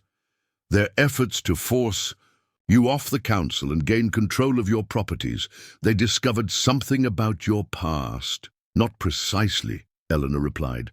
They have no knowledge of Queen Eli or the Silver Raiders. What they discovered was an opportunity for blackmail, of a different sort. She rose from her chair with the careful dignity that had always characterized her movements. What do you know about Judge Harrington's death, Jackson?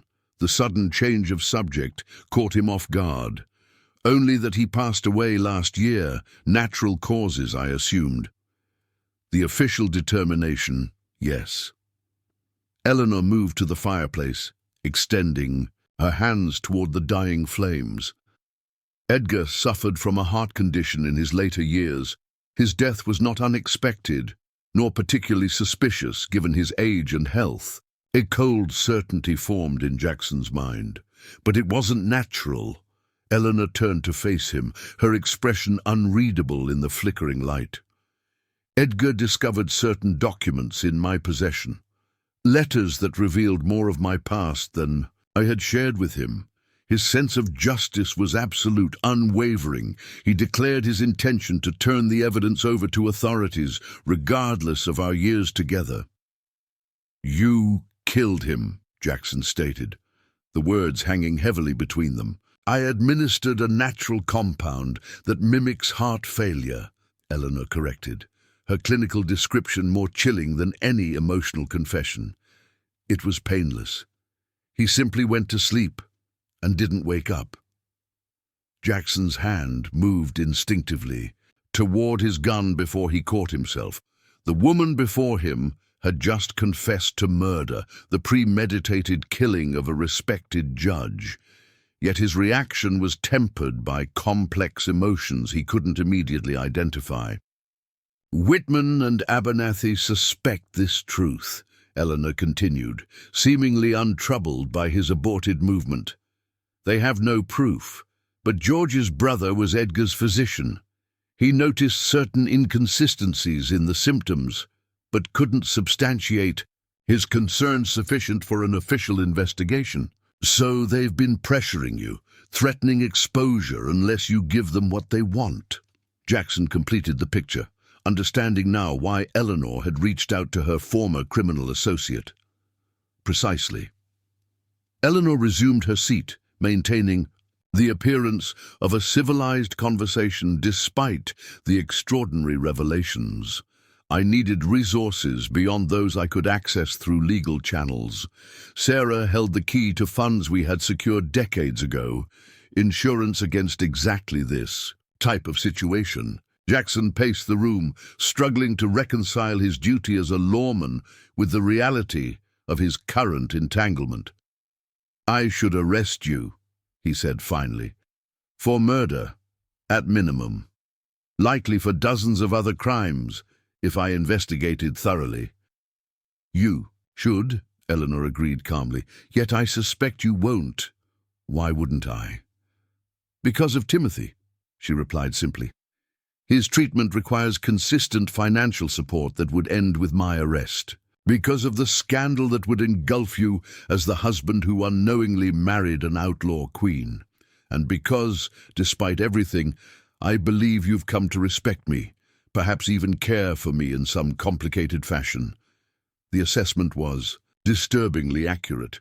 In just 6 weeks, Eleanor had become far more than a convenient financial arrangement to Jackson. Their evening conversations, her sharp intelligence, her unexpected kindnesses, all had created a bond he hadn't anticipated and now found difficult to sever despite the criminal revelations.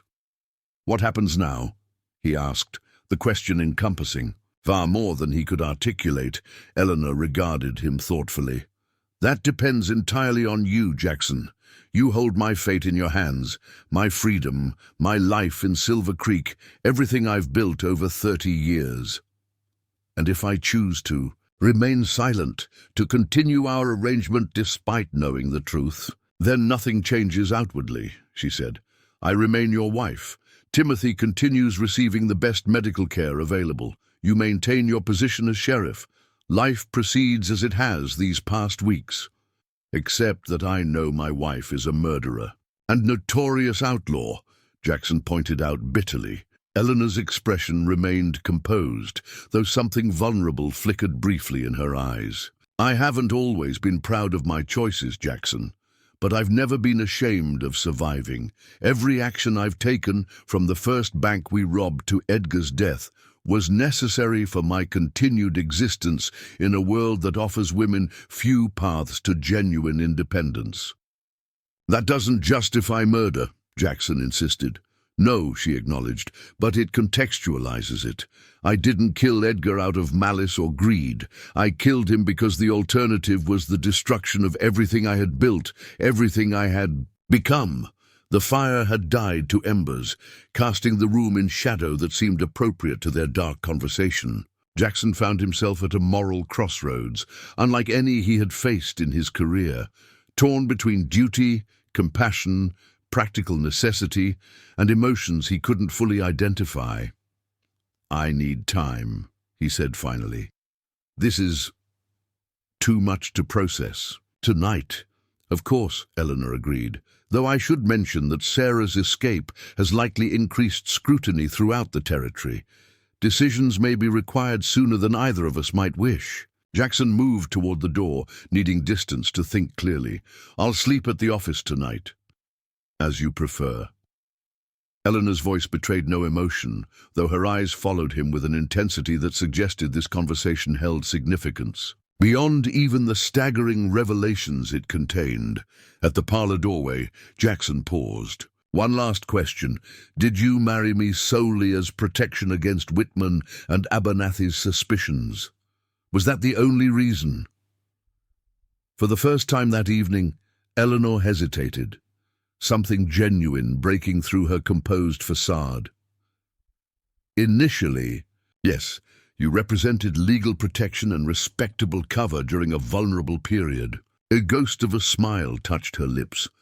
But I've discovered these past weeks that I enjoy your company far more than anticipated. You remind me in certain ways of who I might have been under different circumstances. It wasn't love. Nothing so simple or conventional, but the admission contained an honesty that Jackson found himself valuing despite everything. With a brief nod, he left the parlor and the house that had briefly felt like home, stepping back into the cold night with a mind full of impossible choices and a heart heavier than the snow-laden clouds above Silver Creek. 3 days of bitter snowstorms kept Silver Creek in nature's grip, mirroring the frozen indecision that had settled over Jackson Reed. He had maintained his distance from Eleanor, sleeping at the sheriff's office and patrolling the town with mechanical efficiency, while his mind churned with impossible choices. On the 4th morning, as weak sunlight finally broke through the clouds, Deputy Parker arrived with news that forced Jackson's hand. "Territorial marshals," Parker announced, stomping snow from his boots. "Two of them just checked into the hotel. Word is they're tracking Sarah Thornton. Believe she might be headed this way because of old connections in the area." Jackson's stomach tightened. "Did they say what connections?" "Not specifically," Parker replied, "but they've requested a meeting with you at noon. Said they have questions about certain residents with lengthy histories in the region." "I'll be there," Jackson assured him, maintaining an outward calm that belied his inner turmoil. After Parker departed, Jackson sat heavily at his desk. The arrival of territorial marshals seeking Sarah Thornton meant the noose was tightening, not just around the escaped convict, but potentially around Eleanor as well. If the marshals were investigating old connections, how long before they uncovered the truth about the respectable Mrs. Harrington? A decision could no longer be postponed. By noon, he would either stand with the law that had defined his life's purpose, or with the woman whose complicated truth had upended his moral certainties. The soft click of the office door interrupted his thoughts. Eleanor stood in the entrance, dignified despite the patches of snow melting on her heavy cloak. Her face betrayed no emotion, though the shadows beneath her eyes suggested sleepless nights that matched his own. "Martha said territorial marshals have arrived," she stated without preamble. "Hunting Sarah, I presume." Jackson nodded. "They want to meet at noon. They're asking about certain residents with lengthy histories in the region." "I see." Eleanor removed her gloves with deliberate care. "Then time has run out for ambivalence. You must decide where you stand, Sheriff Reed." The formal address stung more than he expected. "It's not that simple." "It never is," she acknowledged, her voice softening slightly. "But decisions rarely become easier with delay." She approached his desk, placing a small envelope before him. "I've made arrangements for Timothy's care regardless of what happens. This document ensures the sanitarium will receive payments for the next 5 years, funded through accounts not connected to my name." The gesture, practical yet unexpectedly selfless, caught Jackson off guard. "Why would you do this?" "Because your nephew is innocent in all this," Eleanor replied simply. "As are you in your way. My choices should not result in his suffering." She turned to leave, then paused. "For what it's worth, these weeks with you have been among the most honest of my life." Ironic, considering the deception at their foundation. The door closed behind her before Jackson could respond. He stared at the envelope, understanding its significance.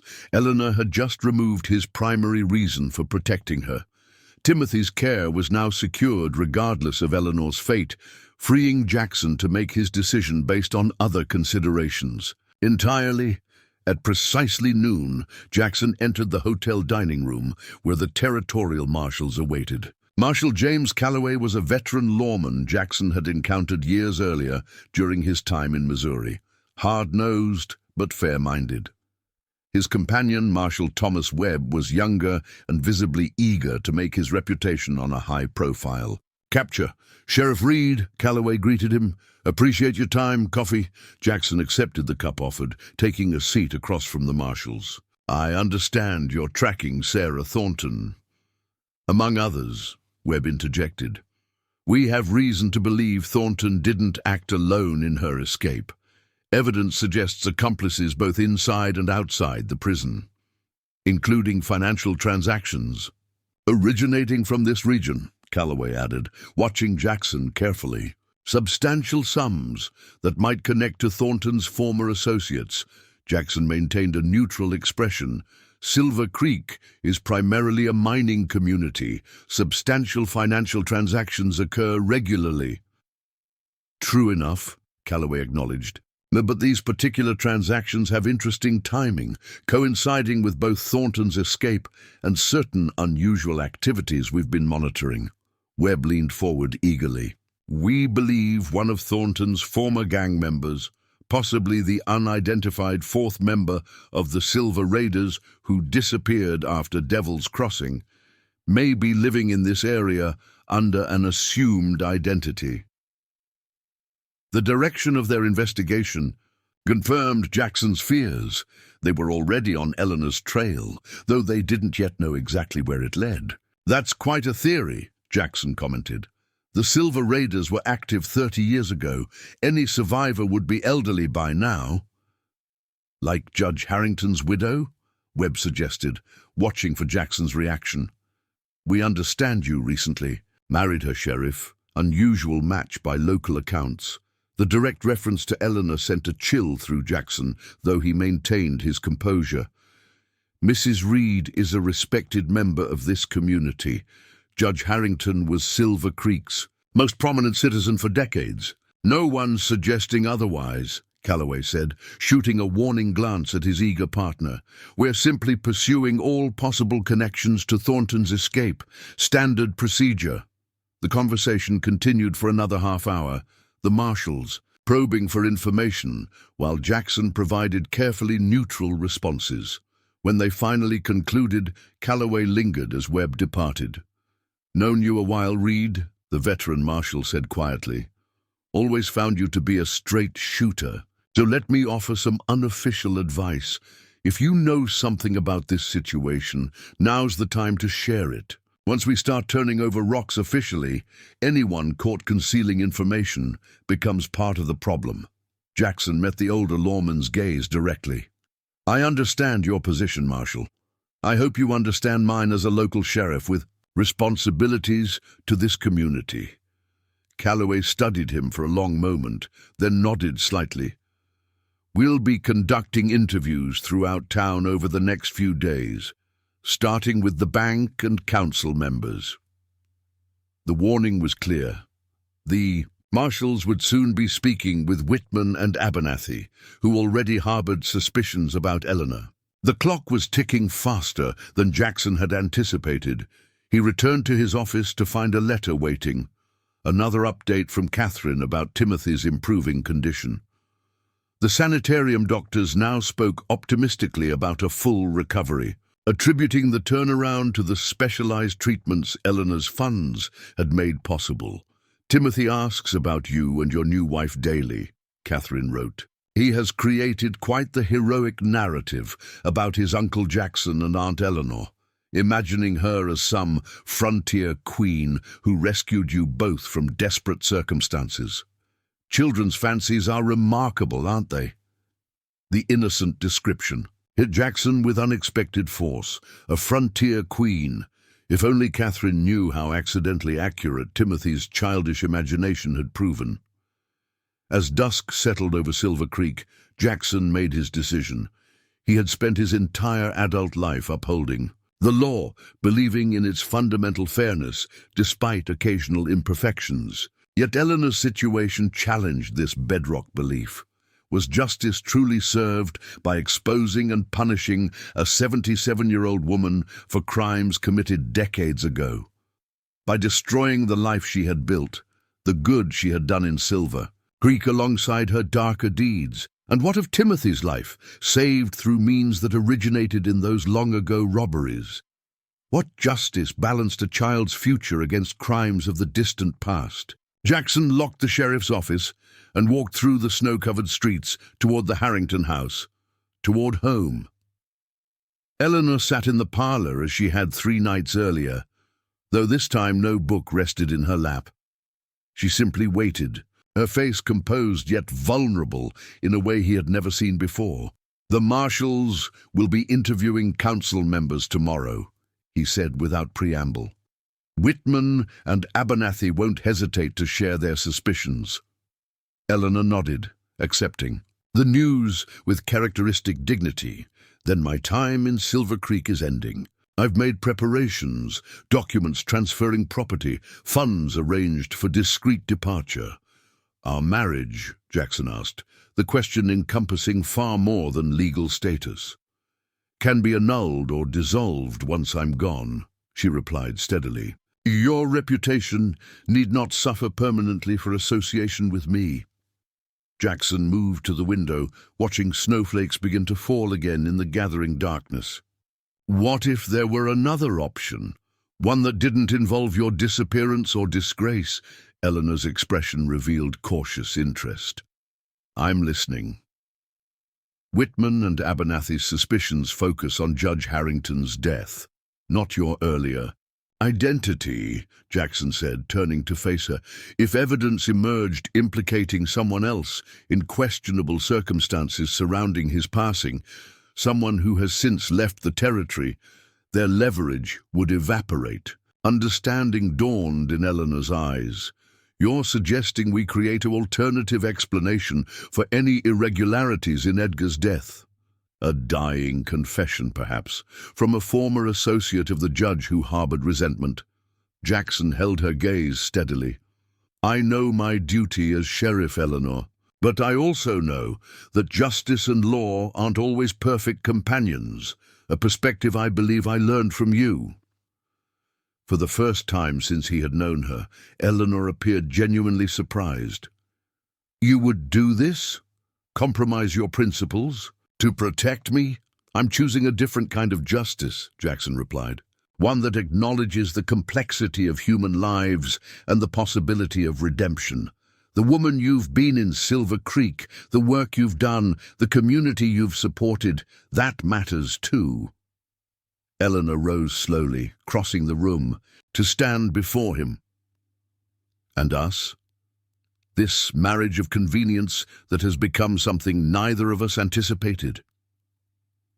Jackson took her hands, smaller than his, yet strong with age and experience. I don't know what to call what's between us. It's not conventional, certainly not what either of us planned, but it's real, and I'm not ready to surrender it to ghosts from the past. Outside, the snow fell more heavily, creating a cocoon of white that seemed to separate their home from the world beyond. Tomorrow would bring practical challenges, fabricating evidence, misdirecting the marshal's investigation, establishing a narrative that would protect Eleanor while satisfying the authorities. But tonight, in the quiet of their shared home, Jackson Reed, lawman and protector, made peace with his choice. The notorious outlaw queen and the principled sheriff had found unexpected common ground in their commitment to a justice more nuanced than either had once believed possible. What happens now? Eleanor asked softly, echoing the question he had posed days earlier. Jackson's answer came with the certainty that had eluded him for days. Now we write our own ending, one that honors both justice and mercy. Queen Eli's story concluded decades ago. It's Eleanor Reed's future that concerns me now. As they stood together in the gathering darkness, the unlikely couple faced an uncertain future with the shared strength of their complicated past. The truth of who they had been remained unchanged, but the truth of who they might become together. That story was still being written one day at a time in the snow-covered frontier town that had brought them together against all odds. Spring came early to Silver Creek that year, melting snow into rushing streams and coaxing green shoots from the thawing earth. The territorial marshals had long since departed, their investigation into Sarah Thornton's connections yielding nothing but a convenient scapegoat for the questions surrounding Judge Harrington's death. A former clerk with alleged grievances, who had conveniently died in a mining accident months earlier. On the wide porch of what the town now called the Reed House, Eleanor sat watching butterflies dance among the first flowers of her garden. Beside her, Jackson read aloud from a letter bearing Catherine's delicate handwriting. Timothy's doctors have declared his recovery nothing short of miraculous. We plan to visit you both this summer, as he insists on meeting the aunt who saved his life. I must admit my own curiosity about the woman who has brought such unexpected happiness to my brother's life. Eleanor smiled, a genuine expression that transformed her features. Family visits? How wonderfully conventional. Jackson folded, the letter his own smile reflecting hers. Conventional seems an inadequate description for any aspect of our lives. Perhaps, she agreed. Yet here we are, sheriff and council member, respected citizens of a growing community. Who would have imagined such an outcome when you arrived? In Silver Creek with nothing but a tarnished badge and empty pockets? Or when you orchestrated our marriage as protection against blackmailers? Jackson countered wryly. Eleanor's laughter rang across the garden, the unguarded sound of a woman who had finally, after decades of caution, found a place where truth and security coexisted. We make an unlikely pair, Sheriff Reed. The unlikeliest, he agreed, taking her hand in his. Queen Eli and her lawman husband. Together they watched the spring butterflies, these two people who had journeyed through darkness to find unexpected light in each other's company. The outlaw queen's crown had been set aside, the broke sheriff's fortunes restored, not through gold, but through the richer currency of second chances and redemption hard won. In Silver Creek, their story was just beginning.